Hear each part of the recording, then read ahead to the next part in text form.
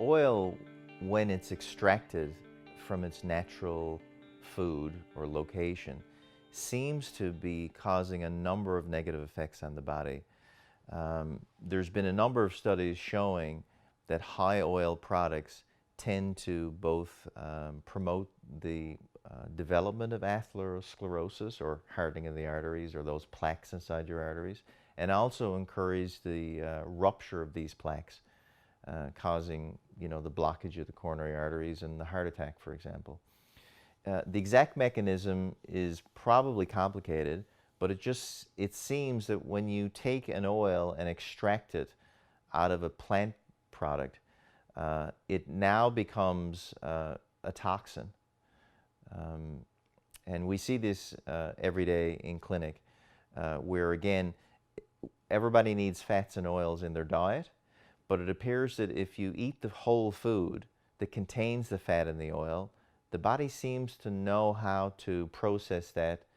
break it down, and not increase the inflammation in the body or the risk for developing plaques.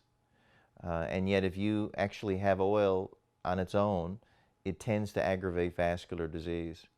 It certainly aggravates vascular resistance, which is basically the cause for most people's high blood pressure, for example. We've had a number of patients in as little as 10 days have dropped their blood pressure from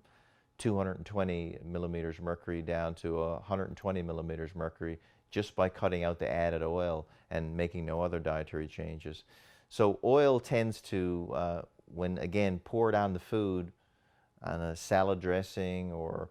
having oily foods, take it into the body, it's absorbed, and it tends to tighten down the vessels. The effect on vascular health is it tightens down the vessels, increases resistance, and increases blood pressure. In the same way, it tends to tighten down the plaques in the arteries as well and restrict blood flow. So a patient with angina after an oily meal, they'll notice that the threshold at which they get chest pain when they exert themselves is a lot lower after an oily meal. So we both have immediate short-term effects that can be measured and monitored after an oily meal, and those people who eat high oil diets over the long term just seem to have a lot more rates of vascular disease, ruptured plaques, premature death, heart attacks. And the same is true for diabetes, for the reasons we talked earlier, that diabetes seems to be a fat or an oil toxicity, where